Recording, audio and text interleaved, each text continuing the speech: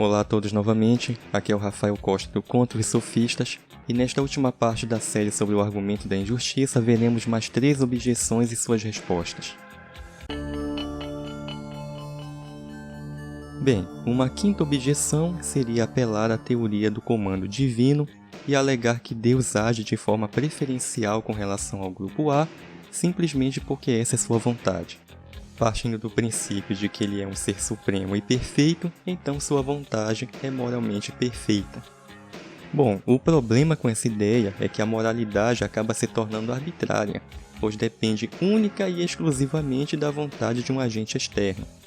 Por exemplo, se esse Deus determinasse que torturar bebês é correto, então isso seria aceito como algo correto. Agora, o teísta poderia objetar alegando que Deus jamais desejaria a tortura de bebês por se tratar de algo moralmente errado. Mas essa afirmação é feita com base na forte convicção do teísta de que torturar bebês é errado. E isso implica em dizer então que existe um padrão moral que não pode ser superado nem mesmo pela vontade de Deus. Caso contrário, cairíamos novamente no problema da arbitrariedade divina. Sendo assim, apenas alegar que a ação preferencial de Deus sobre o grupo A é moralmente correta porque sim, nada mais é que uma tentativa de colocar um ponto final sem se comprometer seriamente com uma análise mais detalhada. O que está em xeque aqui é justamente o suposto caráter onibenevolente de Deus, e essa evidente vantagem que um grupo leva em relação ao outro precisa ser devidamente justificada para afastar qualquer sombra de dúvida. Então descartamos a objeção 5, já que ela também não ajuda a resolver o problema em questão. Uma sexta objeção seria alegar que o argumento não demonstrou de forma consistente que não há uma razão suficiente para o tratamento preferencial de Deus com relação ao grupo A. Levando em conta seu caráter onisciente, então poderia haver essa razão suficiente, ainda que não identificada pelo argumento. Bom, em resposta, vamos assumir aqui que de fato Deus tenha uma razão suficiente para colocar B em desvantagem em relação ao grupo A. Então, uma forma de sustentar essa alegação seria se essa razão suficiente servisse para gerar um bem maior no final que justificasse essa aparente desvantagem. Inclusive, essa é uma alegação muito utilizada por teístas em geral quando são confrontados com questões problemáticas, como é o caso do problema do mal. Mas o problema aqui é que não pode haver um bem maior que a própria salvação eterna, pois ela própria é em si esse bem máximo que poderia ser concedido por Deus. E isso, por si só, ainda não seria o suficiente para explicar essa vantagem levada pelo grupo A.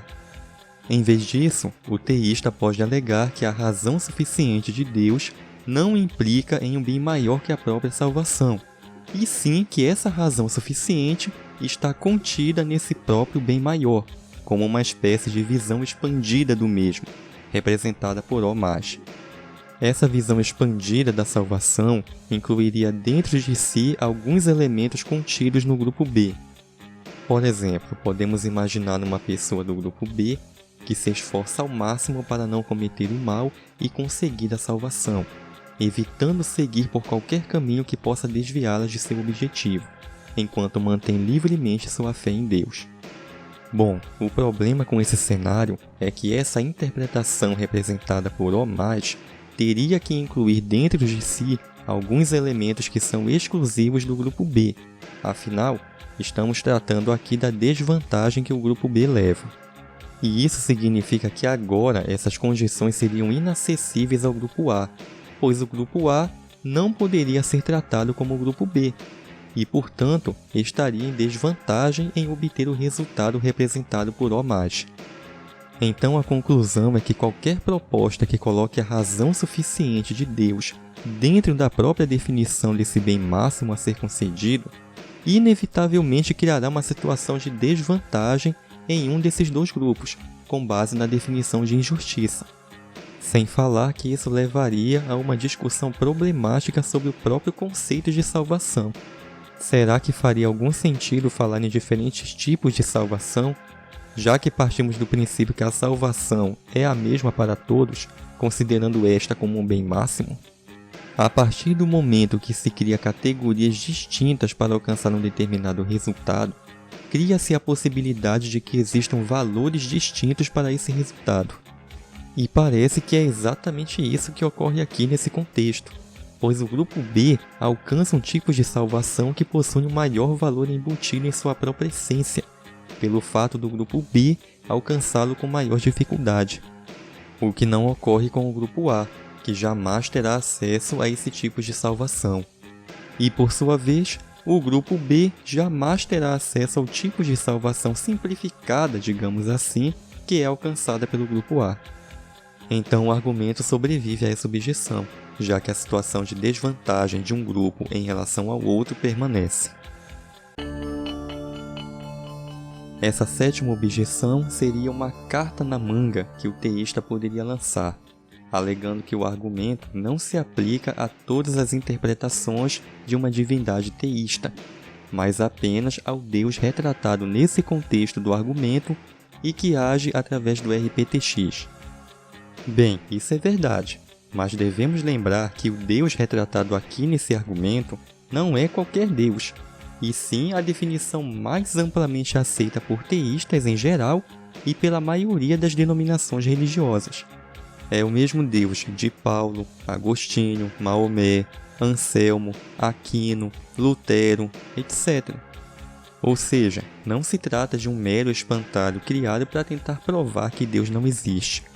E se estamos falando da interpretação mais influente de Deus agora e no passado, então isso cria sérios problemas para seus defensores. Sendo assim, o argumento sobrevive a essa objeção, pois os problemas apresentados aqui permanecem de pé. Muito bem, eu acredito que até aqui podemos ter uma noção clara da força desse argumento. É claro que outras objeções podem surgir no futuro, mas até o momento ele parece bastante promissor no sentido de colocar em xeque a onibenevolência divina a partir de uma definição de injustiça amplamente aceita. Se alguém tiver alguma objeção nova a apresentar, pode deixar aqui nos comentários. Se você gostou dessa série, deixe seu like, inscreva-se no canal e ajude a compartilhar para que mais pessoas tenham conhecimento desse argumento. No mais, muito obrigado por assistir até aqui e até a próxima.